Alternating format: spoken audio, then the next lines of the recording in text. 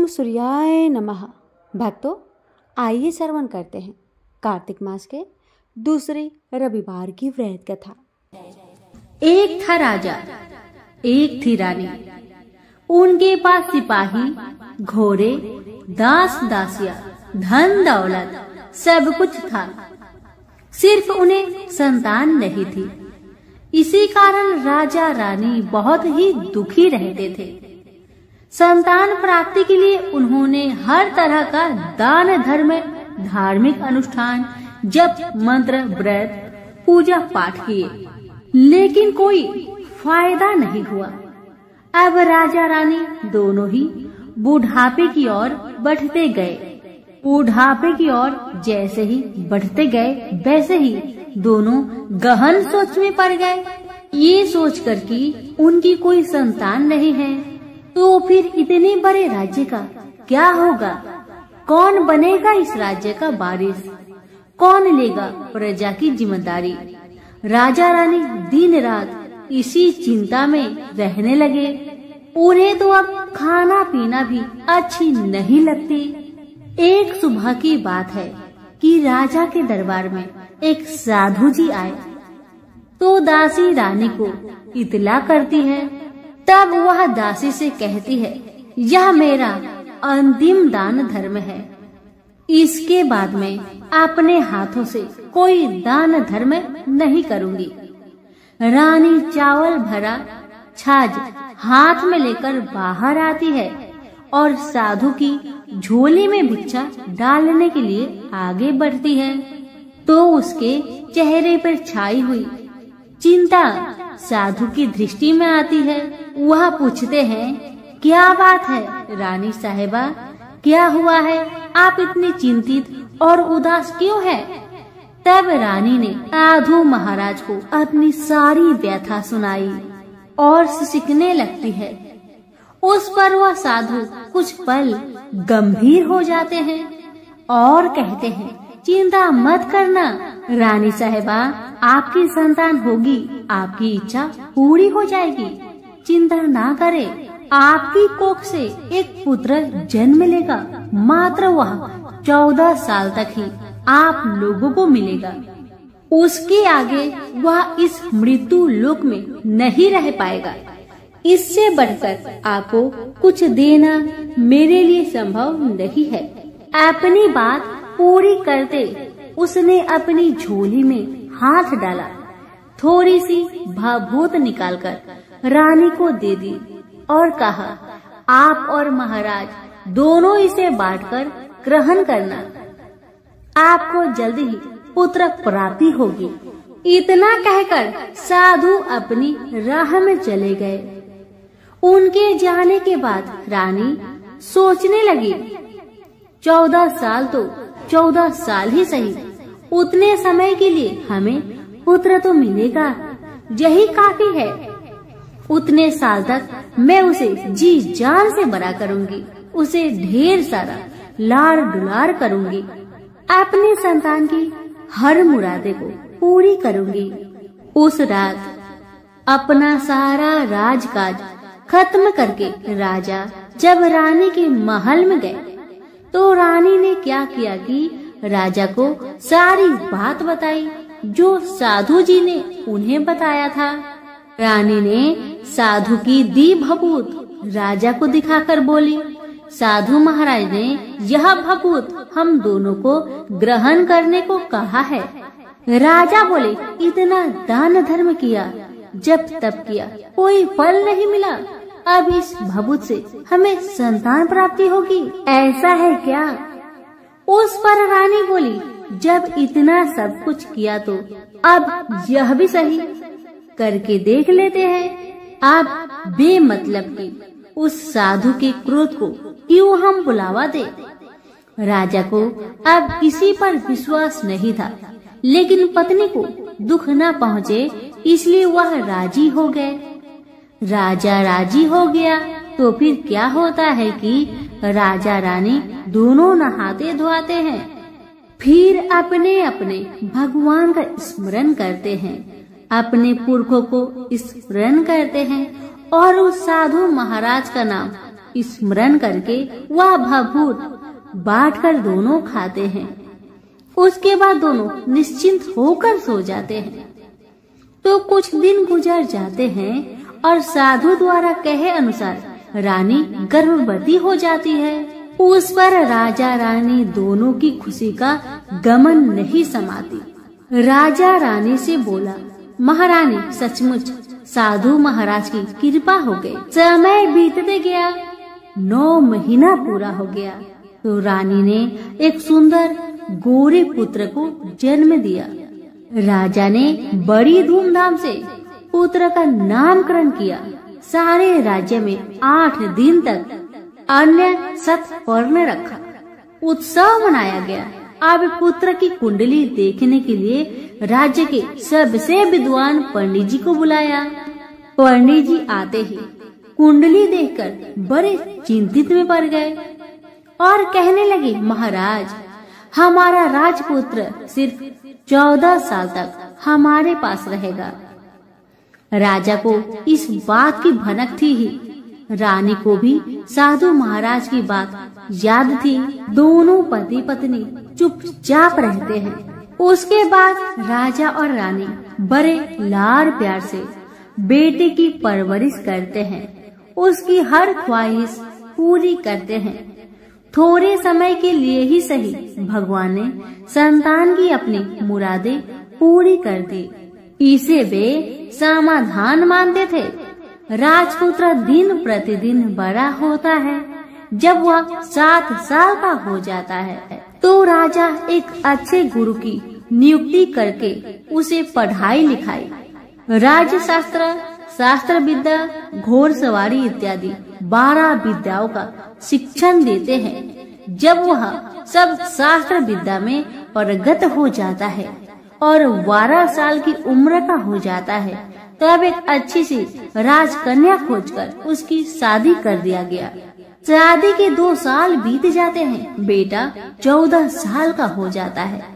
एक दिन राजपुत्र राजा से बोला, पिताजी मैं अपना सारा राज्य घूमकर देखना चाहता हूँ। आज तक मैंने सिर्फ इस राजबाड़े के अतिरिक्त कुछ नहीं देखा है। बेटे की बात सुनकर राजा बड़ी चिंतित हुए, क्योंकि पुत्र को 14वां साल शुरू हो गया था। अब कोई अनहोनी होने का वक्त नजदीक आ पहुंचा था। लेकिन राजा ये सब बातें पुत्र को बता नहीं सकता था। वह क्या करता है कि चेहरे पर खुशी लाकर बेटे से कहता है, हाँ हाँ जरूर जाओ बेटा, जरूर। तुम्हें अपना सारा राज्य घूमकर देखना चाहिए। कहाँ क्या है ये सब जानना चाहिए। कल तो मेरे बाद तुम ही को राजा बनना है। मात्र एक बात का ध्यान रखे कि तुम जहाँ जा रहे हो, क्या कर रहे हो, क्या बात अपनी पत्नी को नहीं बताना। पुत्र ने कहा, ठीक है पिताजी, आपने जो कहा है मैं वैसा ही करूँगा। तो होता है ये कि राजपुत्र दिन भर अपने पत्नी के साथ मौज मस्ती करता है, खुशियाँ मनाता है और रात को ठीक 12 बजे बिस्तर से उठकर बाहर चला जाता है। फिर पौ फटने से पहले वापस अपने महल में आकर सो जाता है। ऐसे बहुत दिनों तक चलता रहा। अब पुत्र का 14वां साल खत्म होने में कुछ दिन ही बाकी रहते हैं। इतने में ये होता है कि उसकी पत्नी यानी छोटी रानी रात में जाग जाती है। वह देखती है कि बिस्तर पर राजपुत्र नहीं है। वह महल में सब जगह देखती है तो राजपुत्र कहीं भी नजर नहीं आते। तो ये बात वह किससे कहेगी और क्या करेगी। बेचारी चुपचाप रहती है। फिर भोर होने पर वह देखती है कि उसका पति अपनी जगह पर सोया है। छोटी रानी अपने पति से कुछ नहीं पूछती, लेकिन दूसरी रात भी वैसा ही होता है। तीसरी रात, चौथी रात, ऐसे ही बहुत दिन तक चलता है। रानी बहुत चिंतित हो जाती है। पति रात को जाता कहाँ है, किससे मिलने जाता है। छोटी रानी के मन में ढेर सारी सवाल उमड़ जाते हैं, लेकिन छोटी रानी को राजकुमार से सवाल करने में डर लगता था, शायद उसका पति गुस्सा हो बैठे। सास ससुर से पूछने के बारे में सोचा तो उसकी कुल मर्यादा बीच में आ जाती थी। इसी तरह मन ही मन में बेचैन रहती थी। इस हालत में उसे खाने पीने में दिलचस्पी नहीं होती थी। वह दुबली पतली हो जाती है। उसी राज्य में एक फूल बेचने वाली एक बूढ़ी मालिन रहा करती थी। वह हमेशा छोटी रानी को फूल देने उसके महल में आती थी। उस बुढ़िया का ध्यान छोटी रानी पर जाता है। वह उससे पूछती है, बेटी तुम्हें किस बात का दुख है? तुम इस तरह सूख कर काटा क्यों बनी जा रही हो? उस पर रानी कहने लगी, क्या बताऊं बूढ़ी अम्मा, तुम्हारा राजपुत्र हर रात बिस्तर पर से उठकर कहीं और चला जाता है और सुबह भोर होते ही वापस आकर सो जाता है। वह कहाँ जाता है? प्रेमिका से मिलने जाता है क्या? यह सोचकर मैं अन्न जल ग्रहण नहीं कर पाती और सूख सूख कर इस तरह कांटा बन गई हूँ। बुढ़िया सब बात सुनकर उसे एक उपाय बताती है और कहती है, बेटी तुम ऐसा ही करना, आज रात तुम सोना मत, उसके पीछे जाकर देखना कि वह कहाँ जाता है, क्या करता है, उसकी अच्छी तरह से पहरेदारी करना। इस पर छोटी रानी ने कहा, मुझे नींद आ गई तो मैं क्या करूँगी? तब बूढ़ी अम्मा ने कहा, तुम्हें नींद न आए इसलिए एक काम करना, अपने बाएं हाथ की उंगली में एक जख्म करना, उस पर थोड़ी सी मिर्च छिड़कना, उससे तुम्हें बड़ी जलन होगी और उस पीड़ा से तुम्हें रात भर नींद नहीं आएगी। रानी बुढ़िया के कहे अनुसार करती है। उंगली की जलन से उसे बड़ी देर तक नींद नहीं आती, लेकिन बाद में वह सो जाती है। दूसरे दिन सुबह बुढ़िया फूल लेकर उसके महल में पहुंचती है और पूछती है, क्या हुआ बेटी, देख पाई क्या तुम्हारा पति कहाँ जाता है? रानी कहने लगी, नहीं अम्मा, पहले कुछ समय जलन के कारण मुझे नींद नहीं आई, पर कुछ देर पश्चात मैं सो गई थी। बुढ़िया कहने लगी, कोई बात नहीं, आज तुम उंगली पर पहले से थोड़ा ज्यादा जख्म करना और ज्यादा मिर्च लगाना। बूढ़ी अम्मा के कहे अनुसार छोटी रानी ने वैसा ही किया, परंतु वह सिर्फ पति के बिस्तर से उठकर बाहर निकलते वक्त जाग पाई थी। वह उसके पीछे नहीं जा सकी क्योंकि उसकी आंखें उस समय तक मुद गई थी। दूसरे दिन सुबह बूढ़ी अम्मा आई तो उसने पूछने से पहले ही छोटी रानी ने बूढ़ी अम्मा को रोककर कहा, अम्मा, मैं आज भी उनकी पहरेदारी ठीक तरह नहीं कर पाई। बुढ़िया कहती है, रोना नहीं बेटी, सब कुछ ठीक हो जाएगा। तुम आज रात जख्म और बड़ा करना और उस पर ज्यादा से ज्यादा मिर्च छिड़कना। और एक काम करना बेटी, वह जब जाने के लिए निकलता है तो उसका रास्ता रोकना। बुढ़िया ने जैसा बताया रानी ने वैसा ही किया। आज रात उसे नींद नहीं आती। अब जैसे ही रात के 12 बजे राजकुमार बिस्तर से उठकर जब महल से निकलने लगे तो बुढ़िया के कहे अनुसार रानी ने वैसा ही किया। दौड़कर जाकर अपने पति का रास्ता रोककर कहने लगी कि कहाँ जा रहे हो, किससे मिलने जा रहे हो, मुझे बताओ। राजपुत्र उसे समझाने की बहुत कोशिश करता है। देखो, अगर मैंने तुम्हें वह बताया तो मैं तुम्हें दोबारा नहीं मिल पाऊंगा। पत्नी कहने लगी, कोई बात नहीं, न मिल पाओ, लेकिन आप रात के समय कहाँ जाते हो ये मुझे पहले बताओ। अब राजपुत्र निरुपाय हो जाता है। पत्नी की जिद के आगे उसकी एक नहीं चल पाती। ठीक उसी समय उसका 14वां साल खत्म होकर 15वां साल लगने वाला था। जो होता है वह हो जाने दो। वह सोचता है कुछ चावल मंत्रों से सिद्ध करके पत्नी को देकर कहता है, इन चावलों के दानों को दोनों हाथों की मुट्ठी में पकड़ना। पहले दाएं हाथ में पकड़े चावल मेरे ऊपर फेंकना। मैं कौन हूँ तुम्हें पता चल जाएगा। बाद में बाएं हाथ में पकड़े चावल मेरे ऊपर फेंकना। मैं जैसा था तुम्हें मिल जाऊंगा। लेकिन यदि तुम बाएं हाथ के चावल मेरे ऊपर फेंकना भूल गई तो मैं तुम्हें कभी नहीं मिल पाऊंगा। राजकुमारी ने कहा, मैं नहीं भूलूंगी। रानी बड़े आत्मविश्वास के साथ कहकर दाएं हाथ में पकड़े चावल पति के ऊपर फेंक दिया तो राजपुत्र एकदम एक विशाल घोड़ा बन जाता है। एकदम उद्यमा सफेद गर्दन पर लंबी आयल देखते देखते वह तेजी से दौड़ने लगता है। रानी उस घोड़े को एकदम आश्चर्य से देखने लगती है और पति ने बाएं हाथ के चावल फेंकने की जो बात कही थी वह भूल जाती है। उसकी आंखों के सामने घोड़ा महल से बाहर निकलकर चला गया। घोड़ा जो महल से बाहर गया तो वह वापस नहीं आया। अब रानी को बड़ा पश्चाताप हुआ। वह स्वयं को कोसने लगी, लेकिन अब कोई फायदा नहीं होने वाला था। राजपुत्र अब वापस नहीं आने वाला था। सुबह होते ही महाराजा महारानी को सब बात पता चली। उन्हें बहुत दुख हुआ।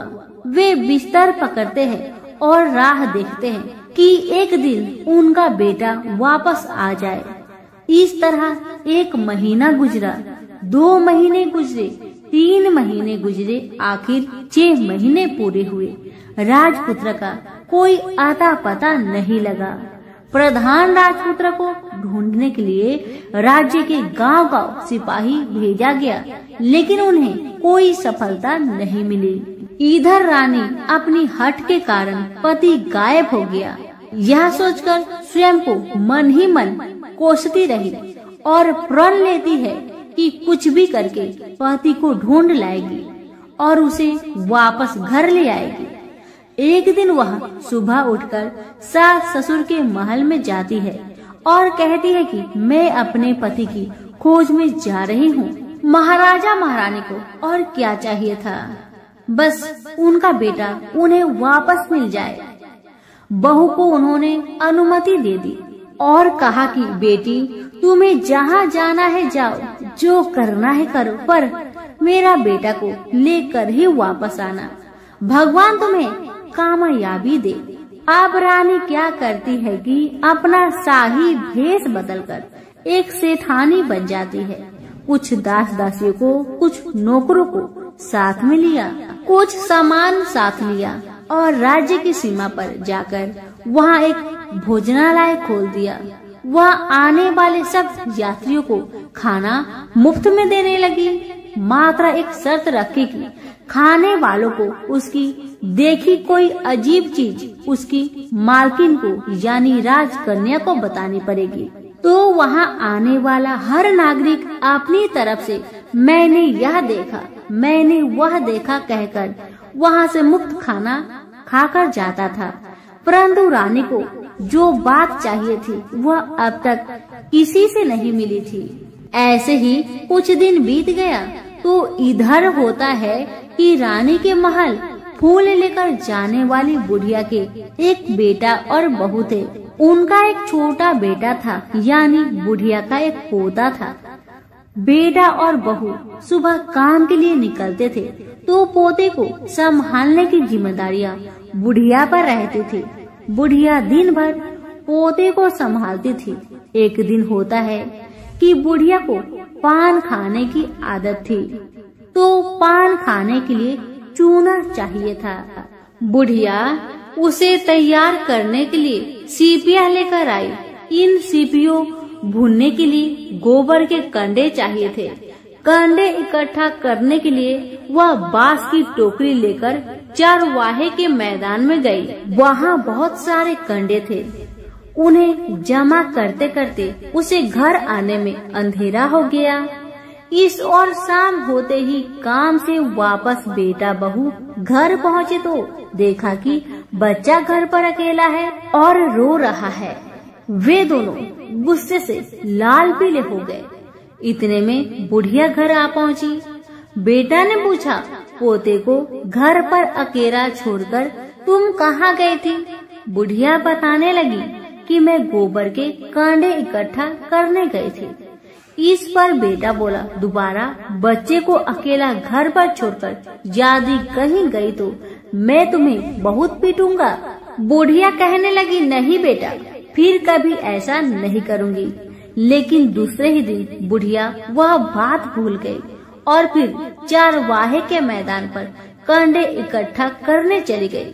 शाम को जब बेटा बहू काम से वापस लौटे तो देखते हैं कि बच्चा घर पर अकेला है और वह रो रहा है। अब उसके बेटे की सहन शक्ति खत्म होने लगी और बुढ़िया के वापस आने पर उसे घर से निकाल दिया। बुढ़िया रात भर घर के बाहर अंधेरे में बैठी रही और सुबह होते ही हाथ में टोकरी लेकर कांडे इकट्ठा करने के लिए निकल गई। उस दिन उस पर कांडे इकट्ठा करने का मानो पागलपन सवार था। कांडे इकट्ठा करते करते जब अंधेरा छा गया उसे मालूम ही नहीं चला। उसे जब ध्यान आया तो गांव का रास्ता भी ठीक तरह से दिखाई नहीं दे रहा था। वह अंधेरे में आंखें फाड़कर देखती है, किसी तरह आगे निकल पड़ी तो क्या होता है कि एक कपिला गाय छन छन की आवाज करते गले की घंटी बजाते ठुमुक ठुमुक कर उस मैदान पर आ गई। उसे देखकर बुढ़िया सोचने लगी कि इस गाय के पीछे पीछे जाऊंगी तो गांव तक पहुंच जाऊंगी। तब बुढ़िया उसके पीछे पीछे जाने लगी। वह गाय क्या करती है कि उस मैदान से लेकर एक एक करके 6 मैदान पार करती है। आखिर में वह 7वें मैदान पर पहुंचती है तो वहाँ क्या होता है कि उस मैदान पर एक बड़ा सा पत्थर है। गाय जाकर उस पत्थर को अपना सींग मारती है। सींग मारा तो वह पत्थर टूट गया और हट गया और पाताल में नीचे जाने की सीढ़ियां दिखाई देने लगी। तब वह गाय उन सीढ़ियों से नीचे जाने लगी। बुढ़िया वह सब देखती रही और झट जाकर गाय की पूंछ को पकड़ लिया। पूंछ पकड़कर वह गाय के साथ नीचे पाताल पहुंच गई। पाताल में पहुंचते ही तुरंत गाय की पूंछ छोड़ दी और इधर उधर देखने लगी। वहीं से बुढ़िया ने देखा कि पाताल में सब जगह जगमगाहट है, दिया दीप जलते हैं और तेज रोशनी गाय के ऊपर पड़ रही है और वहाँ अद्भुत घटनाएं घटने लगी। गाय के नीचे जाते ही उसके गले में अपने आप सांकल पड़ गई और छमछम करके कोई दूधाड़ी में गाय का दूध दोहने लगी। लेकिन जो भी कोई वह कर रहा है वह मात्र दिखाई नहीं दे रहा। बुढ़िया बहुत घबरा गई, कहाँ आकर फंस गई। वह सोचने लगी कि और यहाँ वहाँ छिपने के लिए जगह ढूंढने लगी, लेकिन उसे कहीं भी जगह नहीं मिली। हर जगह उजाला ही उजाला था। तो वह जो एक कोने में खड़ी रह गई और जो कुछ सामने हो रहा था उसे चुपचाप देख रही थी। कुछ पल के बाद वहाँ झट से एक उम्दा सफेद घोड़ा आया। वहाँ 2 कुंड थे। उसमें से एक कुंड में उस घोड़े ने छलांग लगाई और ऊपर आ गया। अब उसे राजपुत्र का रूप प्राप्त हो गया। राजपुत्र बनने के बाद उसने दूसरे कुंड के पानी में स्नान किया। वहाँ रखे नए कपड़े पहने। नजदीक ही एक सुंदर पलंग था, उस पर आकर बैठ गया। उसके सामने अपने आप 5 पकवानी की थाली आ गई, दूध की एक प्याली आ गई, 5 सुपारी आ गई। उसके सामने एक दिया जलता रहा। राजपुत्र ने खाना खाया, दूध पिया, 5 सुपारी खाया और बिस्तर पर लेट जाने से पहले सूर्य देव का स्मरण करके सामने जलते हुए दिए से पूछा, दिए दीप कर मेरे माता पिता क्या कर रहे हैं। दिया बताने लगा, बेटे के शोक में डूबे हैं। राज्य कौन संभाल रहा है? राज्य प्रधान संभालता है। मेरी पत्नी क्या करती है? दिया बोला, उसने चौराहे पर भोजनालय शुरू किया है और आते जाते लोगों से वह नई खबर के बारे में पूछती है। दिए के यह कहते ही राजपुत्र कहने लगा, ठीक है। उसके बाद वह सो गया। बुढ़िया कोने में खड़ी रहकर यह सब देखती रही। ऐसी अद्भुत घटना उसने जिंदगी में पहली बार देखी थी। उसे अंदर ही अंदर चुलबुलाहट होने लगी। वह अपनी भूख प्यास भूल गई और आगे क्या होता है कि उसे उत्सुकता से देखने लगती है। लेकिन उसके बाद और कुछ घटनाएं नहीं घटती। रात गुजर गई और सुबह हो गई।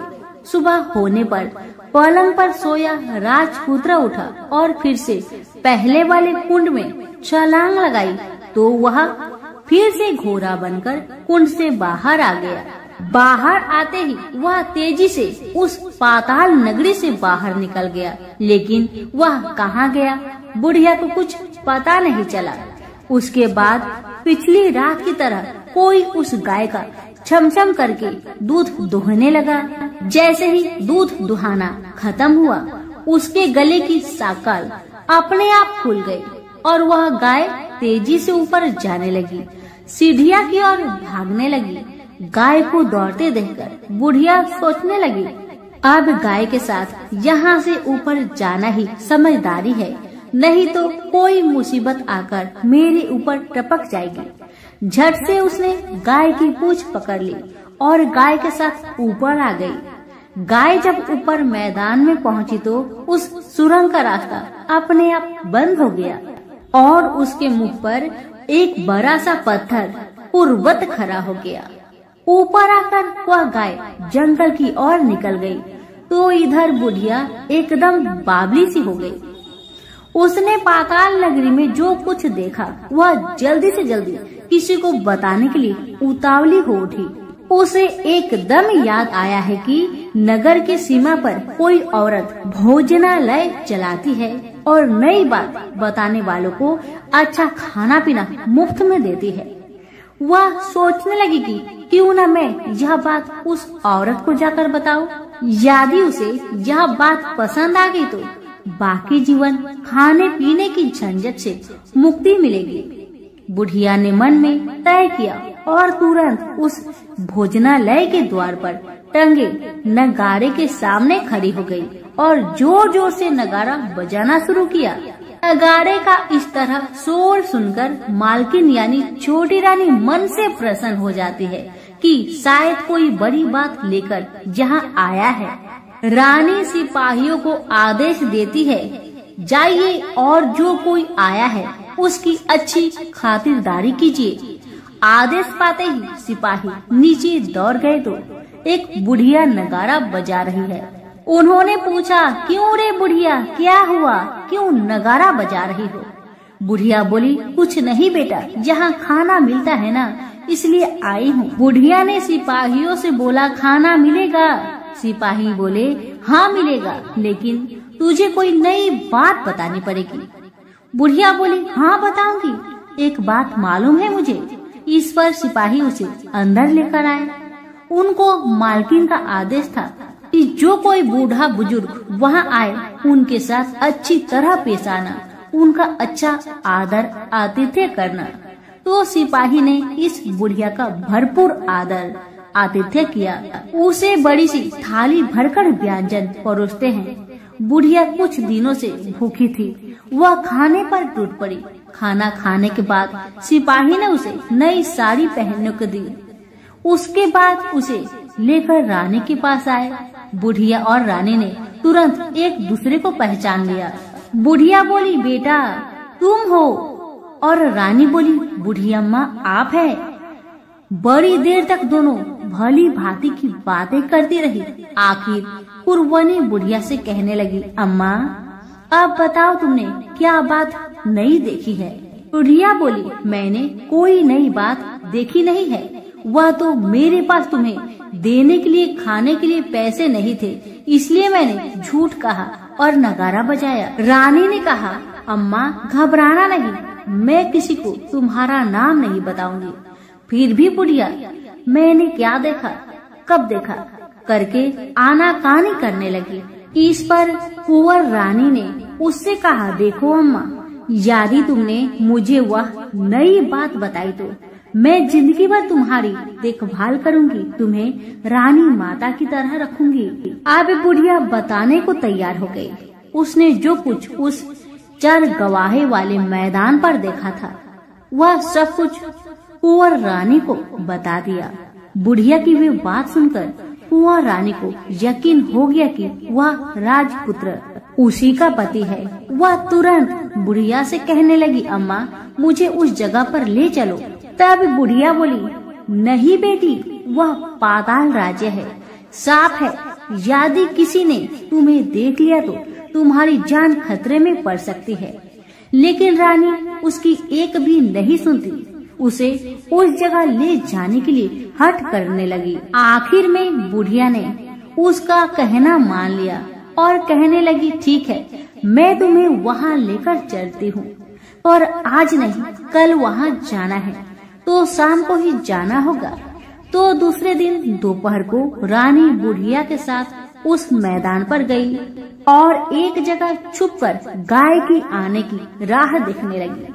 दिन ढलते ही अंधेरा घेरने लगा है और गाय हमेशा की तरह वहां आ गई। मैदान के उस कोने में जाकर उसने पत्थर पर सींग मारा तो झट से पत्थर हटकर वहां सुरंग में जाने का रास्ता खुल गया। गाय उस रास्ते से नीचे उतरने लगी तो बुढ़िया रानी से कहने लगी, जल्दी आगे बढ़ो बिटिया, हम गाय की पूंछ पकड़कर नीचे उतरेंगे। तो दोनों गाय की पूंछ पकड़कर नीचे उतर गई। बुढ़िया पहले जिस कोने में छिपी हुई थी उसी कोने में छिप गई। अब नीचे सब कुछ पहले जैसा घटित हो रहा था। गाय के गले में अपने आप साकल पड़ गई। कोई अदृश्य रूप से उसका दूध दोहने लगा। एक सफेद उद्मा घोड़ा ने आकर एक कुंड में छलांग लगाई तो राजपुत्र के रूप में ऊपर आया। वह राजपुत्र दूसरे कुंड में नहाने लगा। बाद में उसके सामने खाने की थाली आ गई, दूध की प्याली आ गई, पान बीड़ा आ गई। राजपुत्र सब ग्रहण करके सोने के लिए पलंग पर गया तो सोने से पहले सूर्य देव का स्मरण करके दिए से पूछने लगा, दिए दिए दीपंकर, मेरे माता पिता क्या कर रहे हैं? तो दिया कुछ जवाब नहीं दिया बल्कि वह बुझने लगा है। तब राजपुत्र को कुछ अघटित हुआ। इसका संदेह हो गया कि वह उदास हो गया और जो कुछ हुआ है वह हो जाने दो, ऐसा सोचकर सोने के लिए बिस्तर पर लेट गया। अब रानी का संयम छूट गया। वह दौड़कर पति के पास गई और उसके पैर पकड़ने के लिए आगे बढ़ने लगी। राजपुत्र तुरंत ही पत्नी को पहचान लिया। वह झट से पीछे हट गया और चिल्लाने लगा, नहीं नहीं, मुझे मत छूना, सर्वनाश हो जाएगा। रानी दोनों हाथ जोड़कर पति से अपनी भूल स्वीकार करने लगी। स्वामी, मुझसे भूल हो गई है। मुझे आपसे नहीं पूछना चाहिए था कि आप रात को कहाँ जाते हो। मैं अपनी भूल स्वीकार करती हूँ। मुझे मेरी भूल की सजा मिल गई है।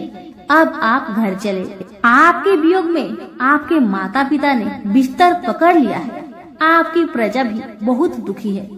उस पर राजपुत्र कहने लगा, वही तो, एक बार तुम गलती कर बैठी हो, अब दोबारा मत करना, नहीं तो अब मैं तुम्हें जो दिख रहा हूँ वह भी नहीं दिखूंगा। रानी अब विलाप करने लगी, जोर जोर से जमीन पर सिर पटकने लगी। राजपुत्र के मन में उसके प्रति दया उत्पन्न हो गई। वह उससे कहने लगा, यदि तुम मुझे पाना चाहती हो तो तुम्हें एक काम करना होगा। काम कठिन है लेकिन वह तुम्हें अकेले करना होगा। कहो स्वामी, आप क्या कहते हैं? कितना भी कठिन काम हो मैं पूर्ण करूंगी। रानी कहती है। इस पर राजपुत्र ने उसे बताया इस पाताल से ऊपर जाते ही तुम्हें एक घना जंगल नजर आएगा। ऐसे 6 जंगल पार करने के पश्चात 7वां जंगल मिलेगा। वह जंगल सबसे घना है। उस जंगल में बीचों बीच एक पीपल का पेड़ है।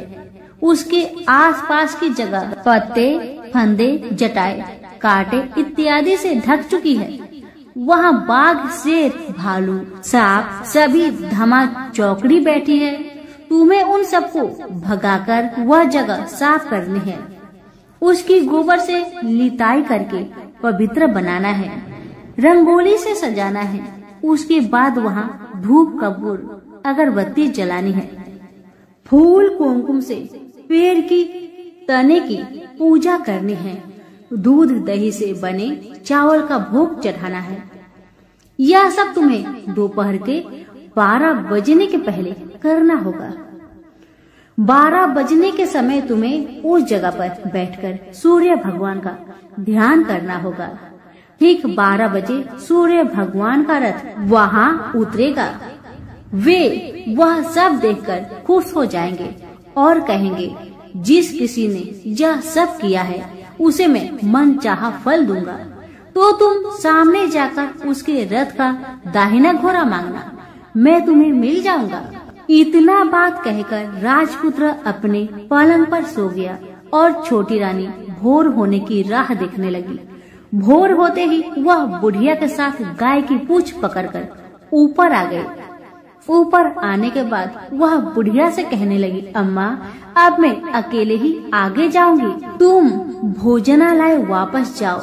वह जंगल में जाकर राजपुत्र की बताई जगह ढूंढने लगी और स्वयं आरी से वह जगह साफ कर दी। बाद में राजपुत्र ने जैसे बताया वैसी लिपाई पुताई करके वापस आ गई। दूसरे दिन पौ फटने से पहले ही और जंगल में उस जगह पहुंची। वहां जाकर इत्र गुलाब का पानी छिड़ककर वह जगह सुगंधित की। धूप अगरबत्ती जलाकर उसे पवित्र किया और पूजा की।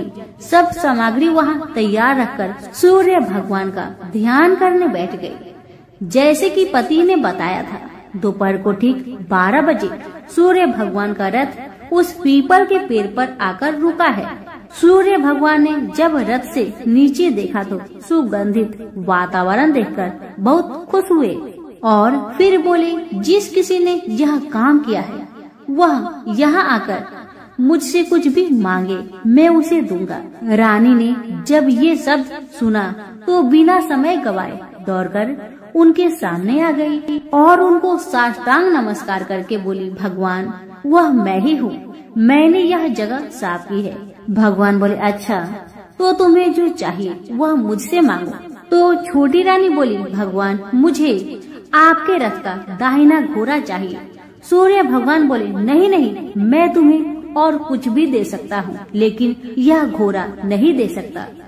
मेरे रथ के 12 घोड़े हैं, तुम चाहो तो कोई और घोड़ा ले लो, लेकिन दाहिना घोड़ा नहीं, वह मैं तुम्हें नहीं दे सकता।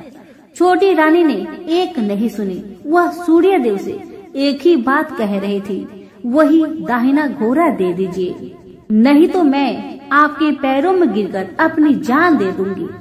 अब सूर्यदेव धर्म संकट में पड़ गए। उन्होंने वचन दे दिया था, अब अपने वचन से पलट भी नहीं सकते थे। भगवान ने कहा, ठीक है, दे दिया तुम्हें घोड़ा। सूर्यदेव ने कहा, फिर एक बात और भी कही, देखो मैंने तुम्हें घोड़ा तो दिया है, लेकिन वह तुम्हें यहाँ नहीं मिलेगा, तुम्हें उसे पाताल में जाकर लाना होगा। रानी बोली, पाताल में ही क्या भगवान, मैं उन्हें पाने के लिए कहीं भी जा सकती हूँ।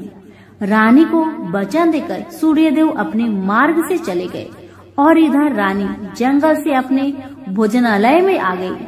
फिर वह बुढ़िया को लेकर उस मैदान पर आ गई। जल्दी ही शाम हो गई। शाम होते ही वहाँ वह गाय आ गई और उसने सींग मारकर सुरंग का पत्थर हटाया तथा नीचे उतरने लगी। रानी और बुढ़िया जल्दी जल्दी उसकी पूंछ पकड़कर नीचे उतर गए। नीचे पाताल में सब घटनाएं पहले की तरह ही घटने लगी। घोड़े का एक कुंड में नहाकर राजपुत्र बन जाना, नहा धोकर पलंग पर जाकर बैठना, तो उसे खाने की थाली, दूध की प्याली आना, पान पीरा आना। लेकिन आज एक बात नई घटी। आज 2-2 थाली, 2-2 दूध की प्याली, 2-2 पान पीरे उसके सामने आए। वह कुछ नहीं बोला। अपने हिस्से की थाली खाकर, दूध पीकर और पान पीरा चबाकर वह सोने चला गया और हमेशा की तरह दिए से पूछने लगा, दिए दिए दीपंकर, मेरे माता पिता कैसे हैं? दिया बताने लगा, वे दोनों तुम्हारे शोक में मरने की स्थिति में पहुंच गए हैं। राजकुमार ने कहा, ऐसा? झट से उसकी आंखों से आंसू टपकने लगे। फिर वह पूछने लगा, दिए दिए दीपंकर, मेरा राज्य कौन चला रहा है? दिया बोला, तुम्हारा राज्य प्रधान चला रहा है और वह सब कुछ हड़प चुका है। वह प्रजा पर बहुत अत्याचार कर रहा है। सुनकर राजपुत्र को बहुत गुस्सा आया। वह गुस्से से अपनी मुट्ठी भींचने लगा। अब वह पूछने लगा, दिए दिए दीपंकर, मेरी पत्नी क्या कर रही है? अब दिया कुछ नहीं बोला, चुपचाप रहा। अब रानी का संयम जवाब दे गया। वह दौड़कर पति के गले लग गई। अब मैं तुम्हें मिल गया, राजपुत्र कहने लगा। सच कहते हो, अब आप फिर से घोड़ा तो नहीं बनोगे ना? पत्नी ने कहा। पति ने कहा, नहीं, दोबारा घोड़ा नहीं बनूंगा मैं। तुमने जो इतने सारे कष्ट उठाए हैं मुझे पाने के लिए, इसलिए सूर्य देव ने मुझे सदा के लिए घोड़े के जन्म से मुक्त कर दिया है। राजपुत्र ने बड़े प्यार से कहा और उसे गले लगाया। उसके आंसू पोंछे। कुछ देर पश्चात भोर हो गई तो गाय की श्रृंखला टूटकर वह ऊपर भूलोक पर जाने लगी। रानी, राजपुत्र और बुढ़िया उसकी पूंछ पकड़कर ऊपर आ गए। ऊपर आने पर वे सीधे भोजनालय में पहुँचे। वहाँ का सब सामान लोगों में बांट दिया और उसको ताला लगाकर अपने राज्य में लौट गए। राजपुत्र वापस आता और उसके तेवर देखकर प्रधान घबरा गया। राजपुत्र ने उसे बंदी बनाकर कैद खाने में डाल दिया और राज्य की बागडोर अपने हाथ में ले ली। उसके बाद वह अपने माता पिता को मिलने उनके महल में गया। तब राजपुत्र क्या देखता है कि उसके माता पिता उसके शोक में सिर्फ पंजर बने हुए हैं। पुत्र को वापस आया देखकर मरणासन राजा रानी की आंखों से टप टप आंसू बहने लगे। इन दोनों ने पुत्र को गले लगाया, उसे प्यार से सहलाया। इतना होने के बाद उनके सेहत में एकदम सुधार आने लगा। वे अब बिस्तर से उठकर बैठ गए, पुत्र को आशीष देने लगे। राजपुत्र के आने की खबर तुरंत राज्य भर में फैल गई। प्रजा खुशी से फूली नहीं समाई। प्रजाजन राजमहल के सामने इकट्ठे हो गए। राजपुत्र ने भी उन्हें दर्शन दिए और आज से उन्हें कोई दुख नहीं पहुंचाएगा, ऐसा वचन भी दिया। अब राजा अपने पुत्र का राज्य अभिषेक करके उसे सिंहासन पर बैठाता है और बहू को महारानी का दर्जा देता है और स्वयं अपनी पत्नी के साथ ईश्वर स्मरण करते हुए खुशी से दिन बिताता है। महाराज बना राजपुत्र अच्छी तरह से राज्य चलाने लगा और अपनी पत्नी के साथ सुख शांति से जीवन बिताने लगा। उस बुढ़िया को रानी ने अपने ही पास रख लिया, उसकी अच्छी तरह से देखभाल करने लगी। बुढ़िया और उसके बुढ़ापे के दिन खुशी से गुजरने लगे। तो प्रेम से बोलिए, सूर्य भगवान की जय हो। प्राचीन काल में एक बुढ़िया रहती थी। वह नियमित रूप से रविवार का व्रत करती थी। रविवार के दिन सूर्योदय होने से पहले ही उठकर बुढ़िया स्नान आदि से निवृत्त होकर आंगन को गोबर से लीपकर स्वच्छ करती और उसके बाद सूर्य भगवान की पूजा करते हुए रविवार व्रत कथा सुनकर सूर्य भगवान को भोग लगाकर दिन में एक समय भोजन करती थी। सूर्य भगवान की अनुकंपा से बुढ़िया को किसी प्रकार की चिंता एवं कष्ट नहीं था। धीरे धीरे उसका घर धन्य धान्य से भर रहा था। अब होता है ये कि उस बुढ़िया को सुखी होते देख उसकी पड़ोसन उससे जलने लगी। बुढ़िया ने कोई गाय नहीं पाल रखी थी, अतः वह बुढ़िया पड़ोसन के आंगन में बंधी गाय का गोबर लाती थी। पड़ोसन ने अपने दिमाग लगाकर कुछ सोचकर उसने अपनी गाय को घर के भीतर ही बांध दिया।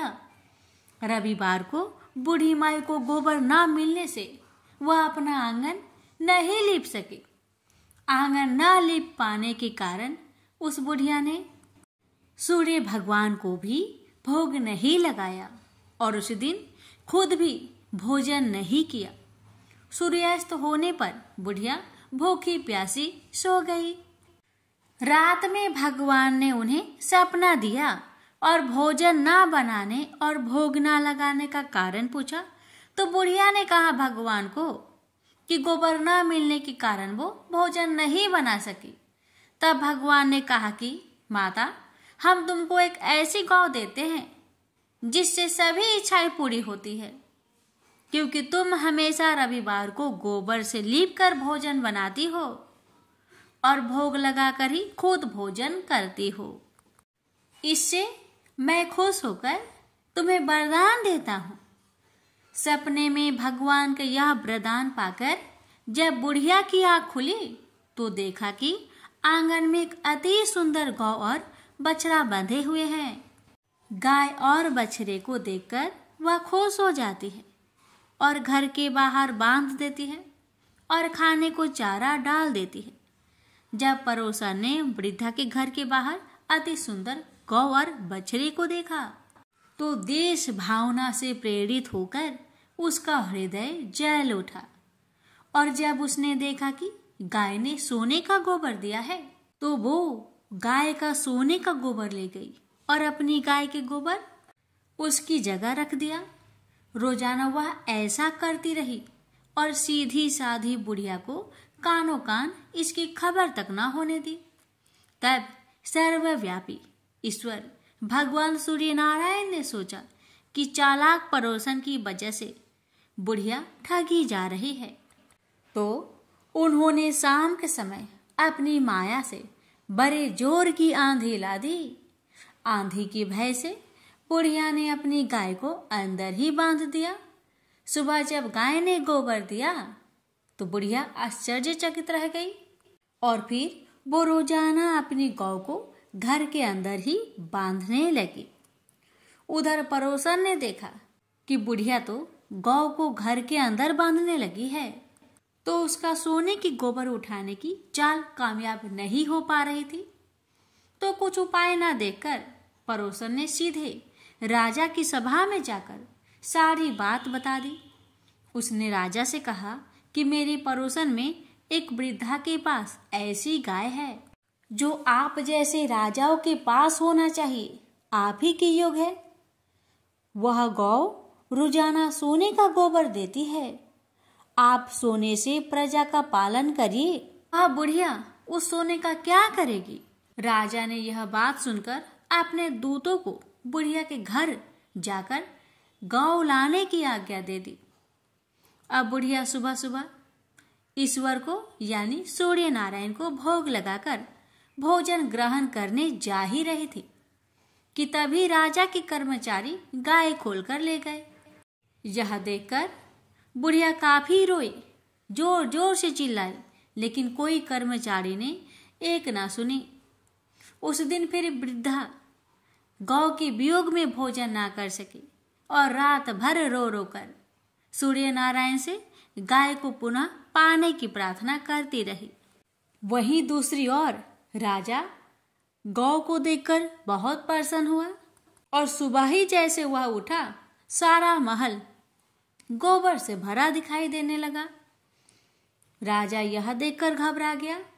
भगवान ने राजा को सपने में कहा था कि हे राजा, गाय बुढ़िया को लौटा देने में ही तेरी भलाई है।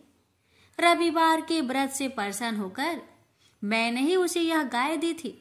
सुबह होते ही राजा ने बुढ़िया को बुलाकर बहुत सारे धन के साथ सम्मान सहित गौ और बछड़ा लौटा दिया। इसके साथ ही पड़ोसन को भी बुलाकर उचित दंड भी दिया। ऐसा करने से राजा के महल की गंदगी दूर हुई और उसी दिन राजा ने नगर वासियों को आदेश दिया कि अपनी समस्त मनोकामनाओं की पूर्ति के लिए रविवार का व्रत रखा करे। प्रेम से बोलिए सूर्य नारायण की जय। हे सूर्य नारायण, जैसी कृपा आपने बुढ़िया माई पर करी, वैसे ही कृपा आपकी कथा कहने वाले, सुनने वाले, हुक्कार भरने वाले सभी भक्तों पर करना और सभी भक्तों की हर मनोकामना को पूर्ण करना। जय सूर्य नारायण। यह बात उस समय की है जब देवलोक के शिल्पकार विश्वकर्मा भगवान की एक पुत्री थी। उसका नाम था संज्ञा। वह दिन भर तपती धूप में खेला करती थी। सूर्य की तेज किरणों से जैसे उस पर कोई असर ही नहीं होता था। संज्ञा जब बड़ी हुई तो एक दिन विश्वकर्मा और उसकी पत्नी ने संज्ञा को बड़े मुग्ध भाव से सूर्य को निहारते देखा। यह देख विश्वकर्मा बोले, देवी, ऐसा लगता है हमारी बेटी सूर्य पर मोहित हो गई है। देख रही हो कितने मुग्ध भाव से सूर्य की ओर ताके जा रही है। मुझे भी ऐसा ही लगता है हे स्वामी। विश्वकर्मा की पत्नी ने कहा। सूर्य के सौंदर्य के प्रति संज्ञा का आकर्षक उसकी आयु के साथ बढ़ता ही गया। एक दिन विश्वकर्मा उसे अपने साथ हाथी पर बैठाकर सैर करने को निकले। अपनी पुत्री को सूर्य की ओर निहारते देख उन्होंने पूछ लिया, बेटी, अब तुम छोटी नहीं रही। मैं सोचता हूं जल्दी ही तुम्हारा ब्याह कर दूं। बताओ बेटी, बताओ, किस देव को तुम चाहती हो? बताओ। मैं तुम्हारा विवाह उसी देव के साथ करूंगा जिसको तुम चाहती हो। बेटी कहने लगी, पिताजी, आकाश में सूर्य से बढ़कर कोई तेजस्वी नहीं है। संज्ञा की बात सुनकर विश्वकर्मा ने कहा, बेटी, ठीक है, हम तुम्हारा शादी सूर्य से ही करा देते हैं। अब विश्वकर्मा अपनी पुत्री को लेकर सूर्य के पास पहुंच गए। उन्होंने अपनी पुत्री की इच्छा सूर्य देव को बताई तो सूर्य देव ने उनका प्रस्ताव सहर्ष से स्वीकार कर लिया और बोले, आपकी पुत्री मेरे साथ विवाह करना चाहती है। यह मेरे लिए सौभाग्य की बात है, पर अपनी बेटी से पूछ तो लीजिए कि वह मेरा ताप सहन कर पाएगी या नहीं। विश्वकर्मा ने संज्ञा को एक और ले गए और पूछा, बेटी, सूर्यदेव का उत्तर तुमने सुन लिया। अब बताओ, तुम उनका ताप सहन कर लोगी? हर ऋतु का ताप उनका अलग अलग होता है। अब तुम बताओ, क्या सह पाओगी? संज्ञा ने कहा, पिताजी, हाँ, मैं सह पाऊंगी। अब विश्वकर्मा ने कुछ ही दिन बाद संज्ञा का विवाह सूर्य देव के साथ करा दिए। संज्ञा सूर्य देव के साथ उनके लोक चली गई। अब तो संज्ञा सूर्य देव के साथ सुख पूर्वक रहने लगी। फिर उनके वहां एक पुत्र पैदा हुआ जिसका नाम रखा गया मनु। अनेक ऋषि मुनि बालक को आशीर्वाद देने आए। यह बालक ज्ञानियों में भी ज्ञानी होगा। ऋषियों ने भविष्यवाणी की। आशीर्वाद सच निकला। जब वह कुछ बड़ा हुआ तो ऋषि मुनियों से शिक्षा ग्रहण करने लगा। सूर्यदेव और संज्ञा को अपने बेटे पर बड़ा गर्व था। वे बहुत ही प्रेम से अपने बेटे का लालन पालन करते थे। अनाचार एक बार ग्रीष्म ऋतु में सूर्य की किरणें बहुत ही प्रखर हो गई। उनका तेज अपने चरम सीमा पर जा पहुंचा। संज्ञा की चमड़ी लसने लगी। सूर्यदेव ने उसे अपने पास बुलाया तो वह अपनी आंखों पर हाथ रखकर उनके पास पहुंची।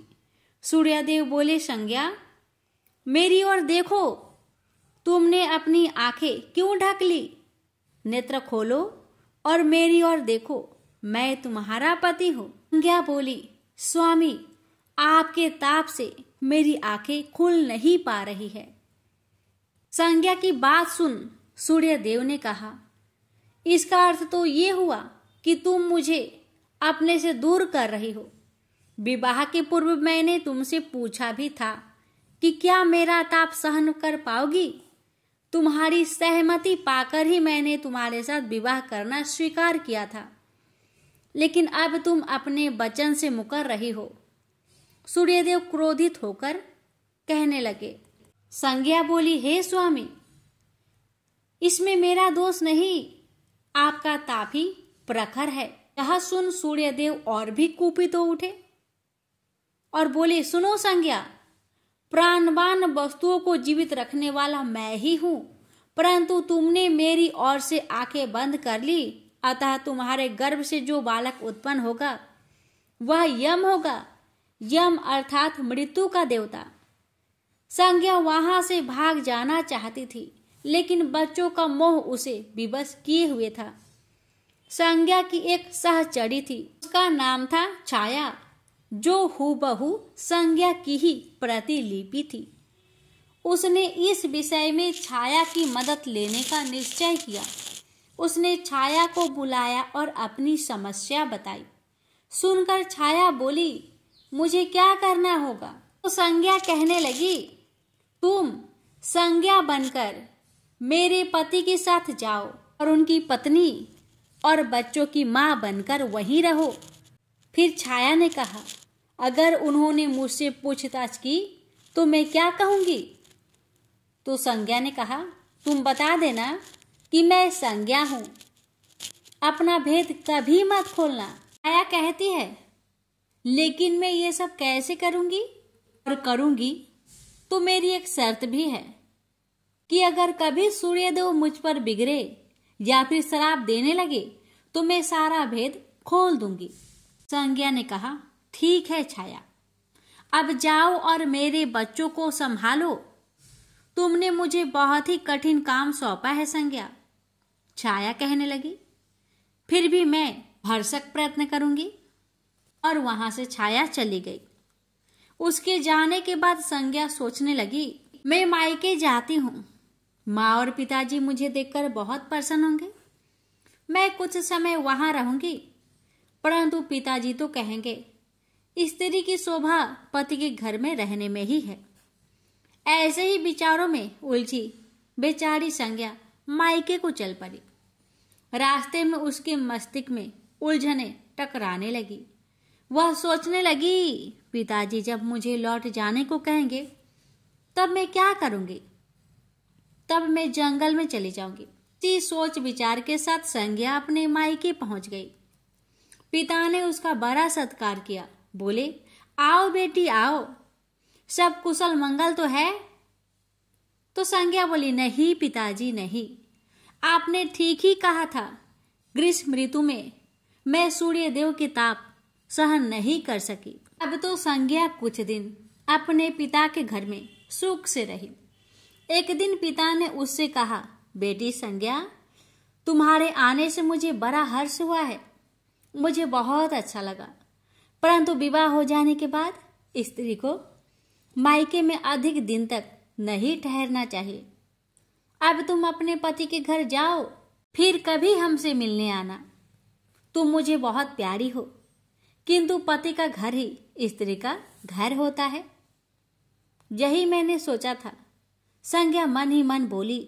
और एक रात चुपचाप पिता का घर छोड़कर वह जंगल में चली गई। वह सोचने लगी, मैं सूर्य के सामने नहीं जा सकती, अतः घोड़ी बन जाती हूँ।